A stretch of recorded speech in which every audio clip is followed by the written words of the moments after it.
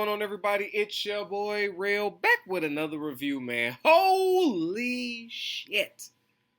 What? I am so mad at myself that I've never seen this show. I've heard of it, I believe, but I just heard the name, but I don't know. But goddamn, Yellowstone? What? Yeah, I'm finally here, man. I've been seeing Yellowstone. It's been popping up, you know, right after damn near every Sons of Anarchy. I keep seeing Yellowstone, Yellowstone, Yellow. So I said, fuck it, man. It's a consistent name in my face. I gotta watch it. I just finished the first episode, and holy shit. I got nothing but good things to say about this show thus far. Like, the way it opened, I mean, it was all over the place. It was everywhere, and it was beautiful. I mean, so many subplots and storylines and characters and just everything thrown at you. And just right there, like, boom, catch up. We're doing this. We're doing this. You get to know this person, a little bit of this, a little bit of this, and then boom. Oh, we got violence. I said, damn. Hell of a way to open the episode. God, that was great. 10 out of 10. I very much enjoyed it. It took a lot out of me not to just keep pressing play. I was like, hold on. I was excited because the way that episode ended, I was like, whoa, don't press play yet, Real. Open up the laptop. All right, talk to your people. Let them know where you stand with it. So this is fresh. This is fresh. Now, y'all know how bad I am with names. So you're going to have to excuse me. I brought out my phone, right? So I got the cast right here. And you're going to see me referring to this when I'm trying to break down what's going on. So, what I've got thus far. Kevin Costner's John Dutton, right? And he pretty much owns Montana. Okay, he's like a rancher, I guess. And let me tell you another thing what I love about this show so far. I'm learning shit. For one, I'm a city boy through and through. All right, I only know city life. Never rode a horse in my life. Have I fed one? Maybe like, at one of the petting zoos or something. Maybe it wasn't even a horse. Come think about it. Maybe it was like a donkey or some shit. I don't know. But horses scare the shit out of me. They're huge. They're like just one giant muscle. They're like a muscle on four legs. Them fucking things are cute. And they're like 8 feet tall. Are you shitting me? No. No. Alright, I've never been enticed to hop on something like that. Motherfuckers, you die running off of that. The paralyzed, rest in peace, Christopher Reeves. No. I like horsepower. Not quite the power in the horse. I like vroom, vroom, vroom. That type of horsepower, no. But it's intriguing. I love learning shit that I have no idea about. So in this show, it's giving me what it looks like to be a rancher, the real value of land. Like, I do real estate, so I know the value of land as it comes to single family homes, condominiums, commercial buildings, things of that nature. But when it comes to rural land, like farming and cattle, and I don't know nothing. So just in that aspect alone, very interesting. The different laws, and it's a different world. It's just a different world. And it's just like as I'm peeling back, I'm just learning piece by piece. And this show gives me a lot of things I love. Like, it gives me like that Succession feel, right? Father, bunch of kids, rich father, rich kids, all doing their own thing. The vying for daddy's approval. Who's finna take over? Who's the most loved? That type of situation. I love that. Then it gives me a Billions aspect with the whole destroying. They got the people that want to build up houses out there, want to take some land, do that. So it's giving me like destroying of companies the way Billions did, and that numbers talk. And then then come to find out, it's some real cowboy, and excuse my language, cowboy and Indian shit. Like, I know it's indigenous people. Okay, I know we went from Indian, that's not cool, Native American, and indigenous folk. Now, for the sake of this show, They themselves are referring to themselves as Indian, and just to make it like so, when I say Indian, I'm talking about indigenous people. So I just wanted, just in case, right?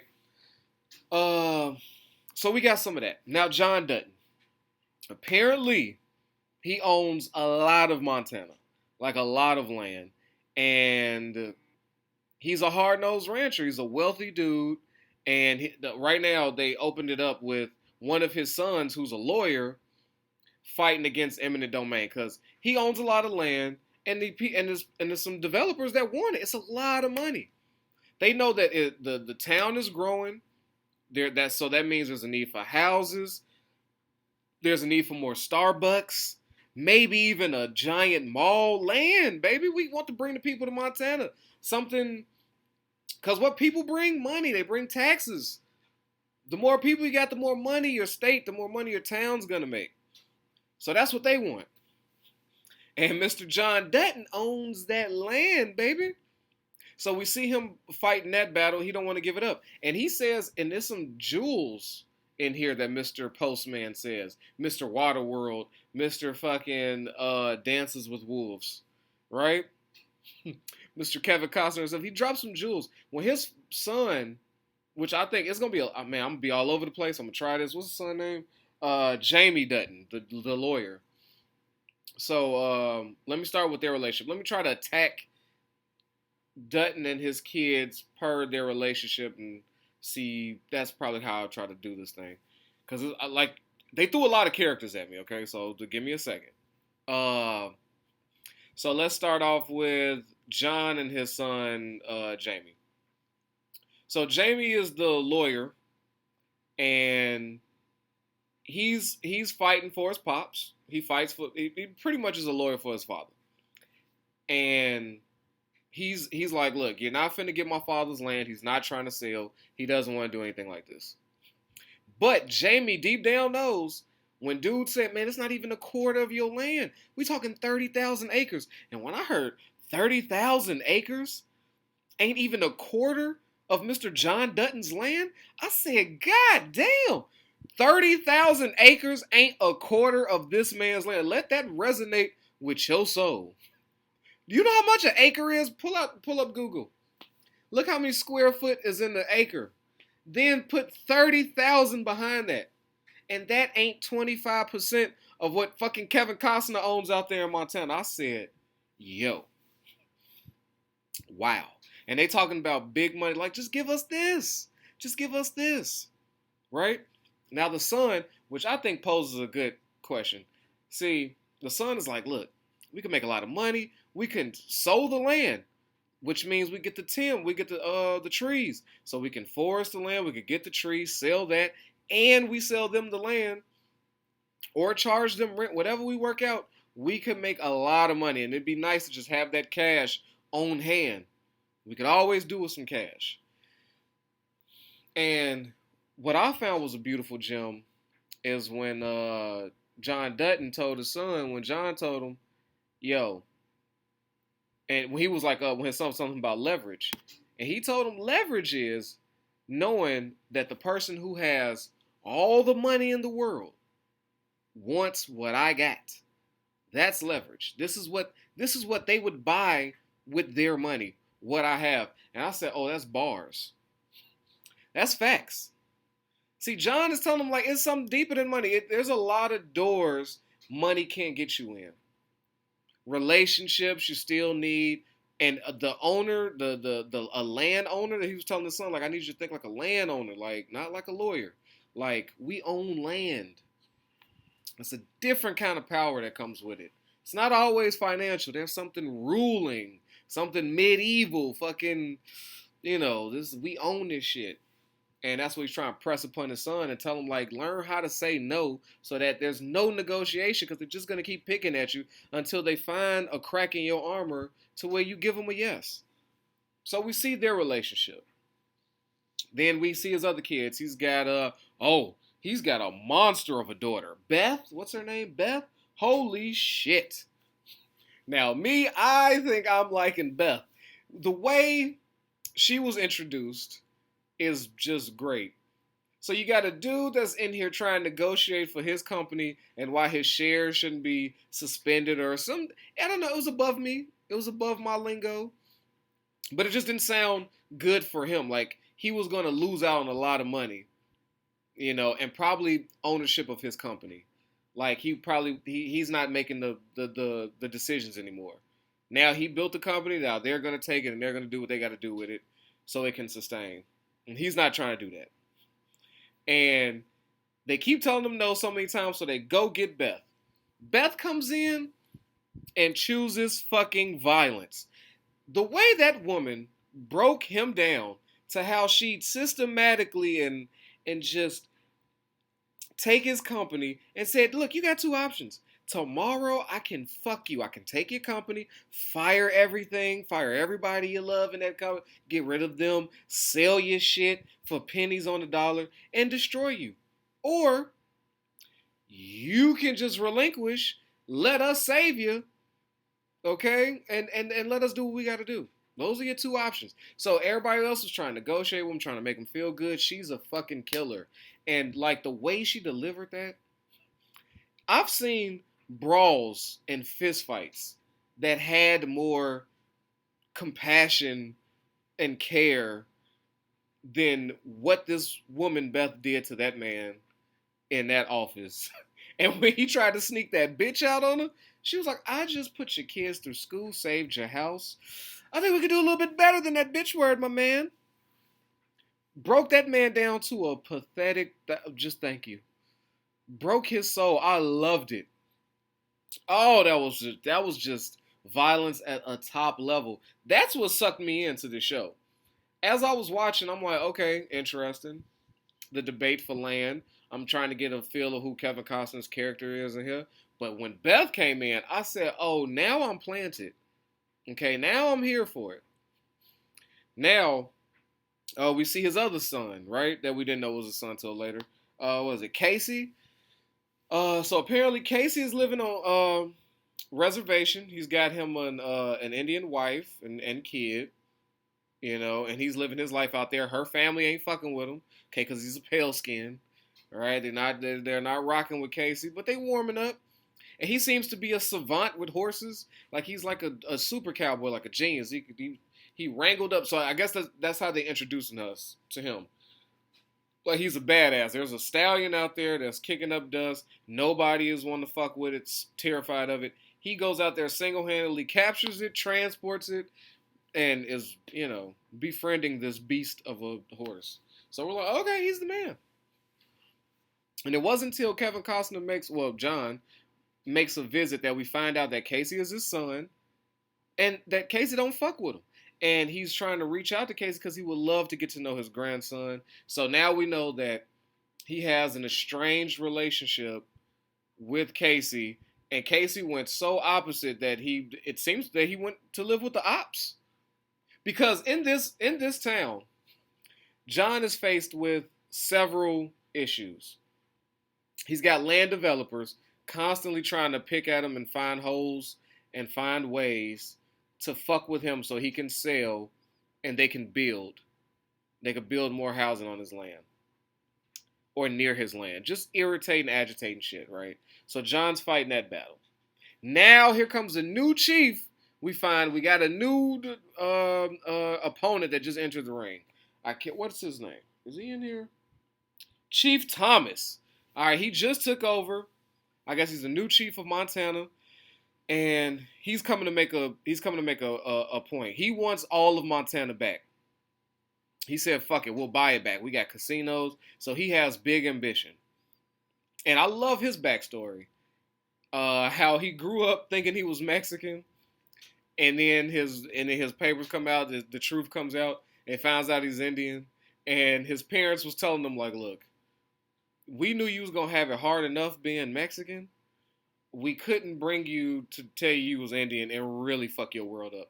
I said, "Damn," because I mean I don't know you see as far as I go, as far as a black man in Chicago, the plight of the indigenous person, we're really not we really have no knowledge of. It's not like it's always covered in CNN. What was it? What was the main thing that I saw?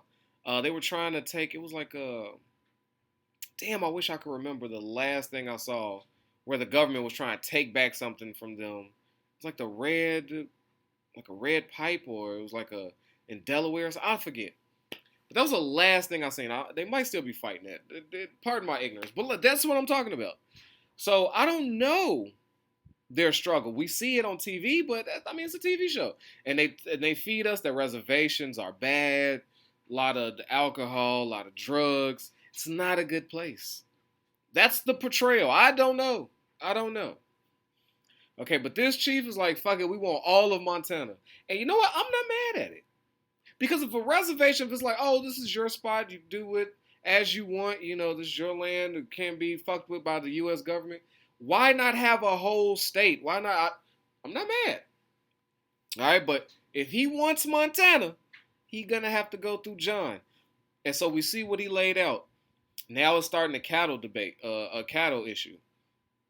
So John owns so much, he got so much cattle that the smart chief, he needed to start beef. He had to get his attention. So he cut down the barbed wire, which would allow the non-separation of the land for the cattle. So the cattle ended up on Indian reservation. And now it's a problem because this is John Dutton's fucking property over there, okay, on Indian reservation. He wants them back, and they're saying, you can't come over here. They're ours now. Should have kept your hands on your meat. Pause. You should have been watching your goddamn cattle closer. So now we got that. So he's got the land developers issue. Now he's got this whole Indian reservation issue with the cattle. He's got problems. So now that and they setting it up. So I'm like, okay, I'm very much intrigued, like how he's gonna work this out. And then we see his son Casey on the other side, looking like he's Team Indian, but trying to keep the peace. And there's another character. What's his name? I apologize, guys. There's an older Indian guy that I really like. He seems to be very sensible. Where the hell? Maybe is it Felix? I think the Indian guy's name is Felix. I think that's his face. But yeah, I like it's Casey's baby mama's father. So basically Casey's father-in-law. And him and Casey's father have like a respect for each other. And I really dug that. They was like, come on, man, we gotta do this. And he's like, man, it's the new chief. I know, you're right. I don't see where none of us would win in fighting each other and arguing over this cattle. This is your shit. It came on our land. It should be a simple return. Go back to business. But this new chief is much like you. Very ambitious. Wants what his. And this is where we're at. And John's like, fuck. And I like that. Just when two older men just can sit back and be like, look, because we see that his younger son Lee is having a face off with guns. They arguing already. The young ones want to go at it. They want violence. And now I'm sitting up in my seat. I'm like, oh shit. When that old man crossed that line and they put him in the arm bar, I said, damn. And then guns came out to that. I said, okay, this some old gangster shit. I didn't know that it was that deep. And the police can't do shit. I'm like, it's just men out here with AKs and AR-15s and shotguns, and they ready. They will go at it. I said, oh, this is a big turf war. This is cowboys and Indians. The modern shit. I said, damn. Okay. And then we see how John comes in, rectifies shit, and finds out there's going to be a deeper battle than just this here. So I'm like, okay. So then we see his son, Lee. Lee is also a cowboy. Okay. Probably the closer to the family business, like the actual family business, than any of the other ones. Because Beth's is corporate. Jamie's a lawyer. And Casey's estranged. He's just out there doing his own thing. He's got his life. He's got his whole Romeo Juliet thing going on. So it would seem like Lee is the one that's there riding. Then we see that with the whole when Casey and John had that conversation about the grandson, Casey decided, fuck it, let's do that. And in return, we see the whole family together, right? Beth is there. They all reuniting, smile. So we see what it is, how they all together, how they grew up with the fishing and the fun and just the family dynamic. Because they've been all separated, so now it feels like a little mini reunion. Little do we know that that family reunion was the last one that was going to be filled with smiles and love and laughter. Because, oh shit, it goes down. Now, there's a few side characters, and there's some side things that I want to discuss. A, I didn't know that the Duttons was a whole gang out here. A Yellowstone gang. They putting brands on motherfuckers like they Qs. Like they the fucking, you know, the Qs, the fucking fraternity motherfuckers. Like, so he's branded, he don't brand just cattle, he brand gang them. I said, damn, John's a tough motherfucker.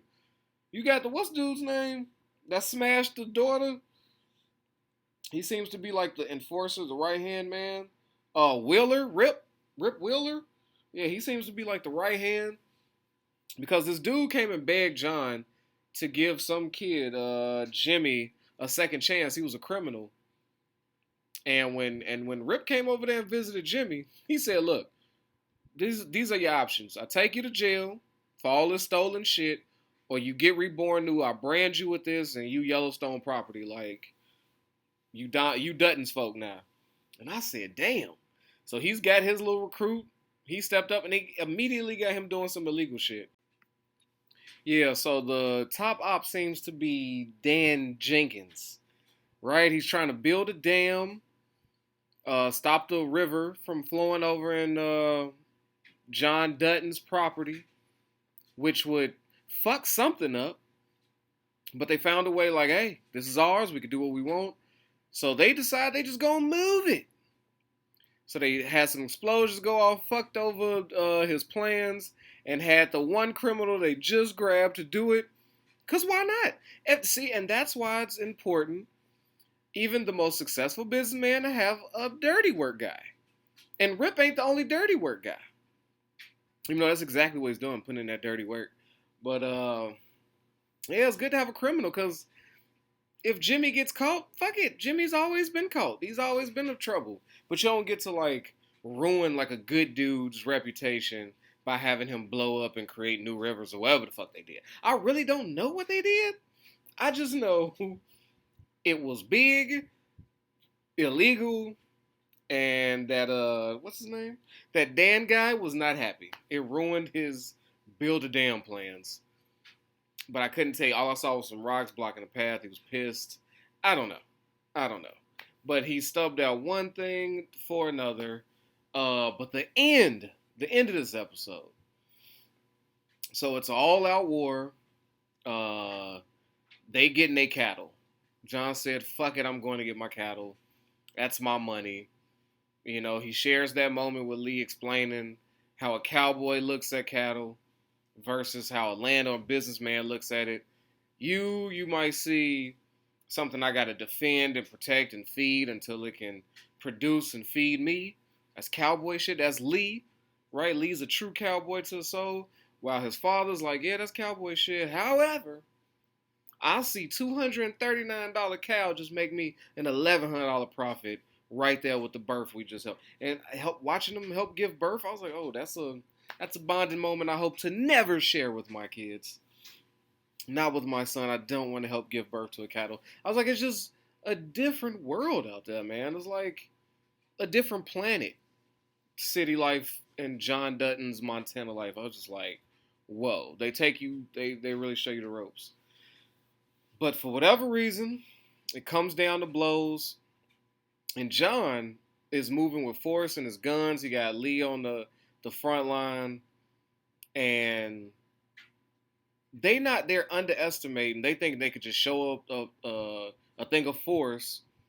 And the Indians don't nobody want to shoot each other. John didn't want to catch no bodies. And he was assuming the Indians didn't either. But if enough guns, if they flew around with the helicopter, what they underestimated was that, what's his name? God damn, I'm messing up the names. That, Casey's baby mama's brother is a true psychopath. See, it's the young ones that want to make a name for themselves. Casey's brother-in-law, I guess, you know, He was shooting at John up in the helicopter. He was the first one to brandish a gun and start opening fire. So he wanted to catch that body. So then they got their cattle back. Now Lee did turn around and talk a little shit. You kind of got away with it, dog. You just need to ride off. But rest in peace, Lee. He got shot. And Casey held it down, John Wick style. Bang, bang, bang, bang, bang. And then told him there was no heaven. And gave him a head tap. I said, oh, I knew then that Yellowstone's different. I was like, this is episode 1? What? So far, I mean, like, look at the rundown. We got land disputes. We got big business talk. We got family drama. And then we got, like, a gang war between cowboys and Indians and, like, turf war. Like, the chief was getting all dressed and brandished. He's looking war ready. He looked like the Pope when he went outside of the casino. They was all cheering him on. I said, is this really what happens? He put on this big head garb. He was doing a little interview. So he's made a plan. And his plan is looking like it's working. He drew John exactly the way he wanted to. And now it's an issue. Now bodies have dropped. And I don't know what kind of justice. I mean, I don't know what Montana justice looks like in this situation. Right? Because Lee was wearing like a cattle something, sheriff. I don't know, like, the jurisdiction. I don't know if being the cattleman and carrying a gun allows you to shoot people. I don't know if getting your property back. I don't know. I don't know none of the Montana gun laws, the rules, self-defense shit. I don't know. If you step on my lawn, do I get to shoot you in the face immediately and never get in trouble? I don't know. Crossing the gun line, boss. Crossing the gun line. That's the energy I'm getting from Yellowstone. But I'm like, wow.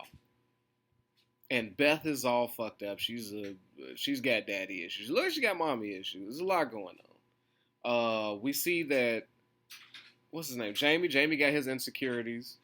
Even like when they watching his father like lay Lee to rest, he's sitting there talking about he will never look at me like he looked at Lee. And Beth was like, yeah, no, he won't. And it's just, it was rough. It was rough to see that funeral, you know.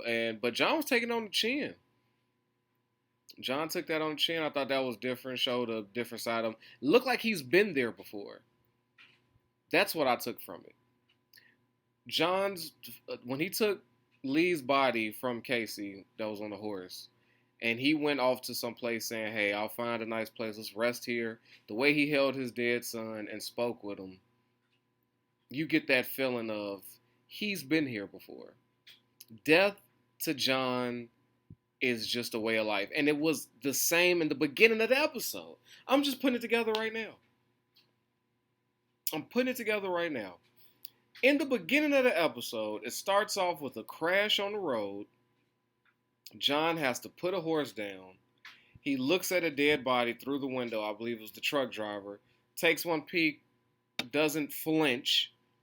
Then he looks over at the cattle and say, the things we sacrifice to feed you. All comes full circle to the end of the episode. The things we go through to feed you. The issues that happened on the road, whether that was feed for the cattle, whatever happened, was for the cattle. And at the end of the episode, his son died for the cattle. And full circle moment. So yeah, I just did that. It just dawned on me doing this review. Holy shit, the beginning is just a full circle moment with the cattle and the sacrifice it takes to be John and do what he does and feed those. So wow. So thank you. I think it was Whipmaster and somebody else that was putting me on to Yellowstone. It was so much going on this episode. I tried to touch on as much as I could. It was so many moving pieces. Casey's case is so deep rooted. It feels like a little self-hate. He kind of hates how his father operates. He hates being a wealthy trust fund candidate. I almost feel like he's slumming it on the Indian side, trying to show something else. But he's a war vet. Like, he's a hero. He's a legit, you know what I'm saying, armed forces guy. Lee was just a good old cowboy. Rest in peace. Jamie looked like he was like, I know how to do the cowboy shit. Not a fan. I prefer suits and the bureaucratic lifestyle, and I'm not too mad at it. Beth is like, I fuck horses, all that, and she was a hard. And look, the only girl of the family outside the mom. We don't know how the mom died. They haven't told us that yet, but she's harboring resentment toward her mother for dying. It feels like. So she's a hard chick, and she chose the corporate world to do her cowgirling. But I think Beth is the toughest out the group. That's what I'm feeling. Like Casey is probably the most dangerous, as we can see, but yeah, Beth seems to be the scariest. I don't know how John's gonna. I mean, we saw him break down and cry toward the end, finally, but barely a tear came out. But this is gonna be nasty, and he had the realization, like, shit, they got us to do what they wanted us to do. We fell right for the trap, and I lost a son in the process. Totally misread this situation. So I'm looking forward to episode 2. I don't see no peace treaties. It's looking bad. But yeah, I'll be back. Thank you. Yellowstone is amazing. Episode 1, 10 out of 10. Great shit. Excuse me while I go watch the next episode. So, protect your health, yourself, your wealth, man. Your boy Rel is out of here. Peace. Yo, I know I don't need no introduction, but y'all know who it is, man. It's your boy Hollywood Rel. And I appreciate you for sliding through and watching these videos. But you know what I need from you? All right, if you ain't already, I need you to like this and subscribe this, man. We at 1,000 trying to get to 2, all right? Push it for your boy. Get them algorithms up. So when it come to that subscribe button,